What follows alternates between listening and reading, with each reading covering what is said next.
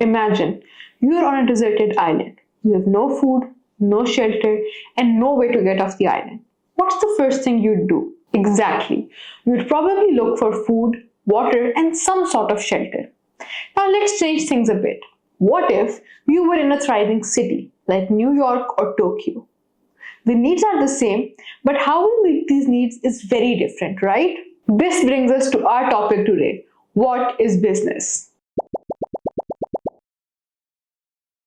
Hello everyone, and today we're going to explore the scope and purpose of a business. By the end of today's lecture, you should be able to define what business is, understand the different types of businesses, recognize the role and purpose of business in society. So let's start with the basics. What is business? In its simplest form, business is any activity that involves the exchange of goods or services for money.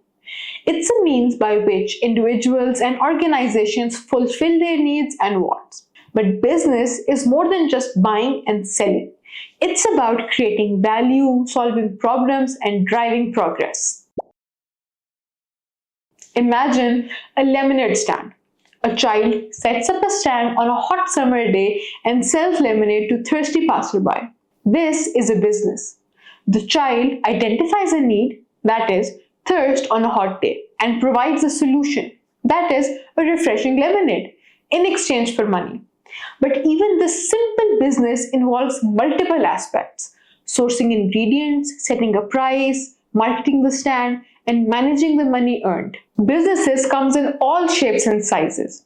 They can be classified into different types, such as sole proprietorships, owned and operated by one person. Think of a local bakery run by a single individual. Partnerships, owned by two or more people who share profits and responsibilities. Law firms often operate this way. Then we have corporations, large organizations owned by shareholders. They have a legal identity which is separate from their owners.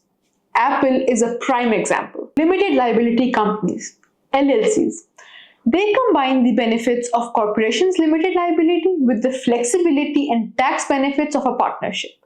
A small tech startup might choose this structure. Think of businesses like different types of vehicles. A sole proprietorship is like a bicycle, straightforward and easy to manage. A partnership is like a tandem bike, requiring coordination between riders. A corporation is like a bus, complex but capable of carrying many passengers. An LLC is like a hybrid car, combining the best features of different types of vehicles, offering flexibility and efficiency. Now, let's dive deeper into the purpose of a business. The primary purpose of a business is to create value. But value isn't just about money. It's about providing something that improves lives, whether that's a product, a service, or even an experience. Businesses drive innovation, create jobs, and contribute to the overall economy. Two guys couldn't afford their rent in San Francisco, so they decided to rent out air mattresses in their apartment to make some extra money. This simple idea evolved into a global business that has revolutionized the travel industry by providing unique, affordable lodging options and creating income opportunities for homeowners around the world. Can you guess which business this is? That's right.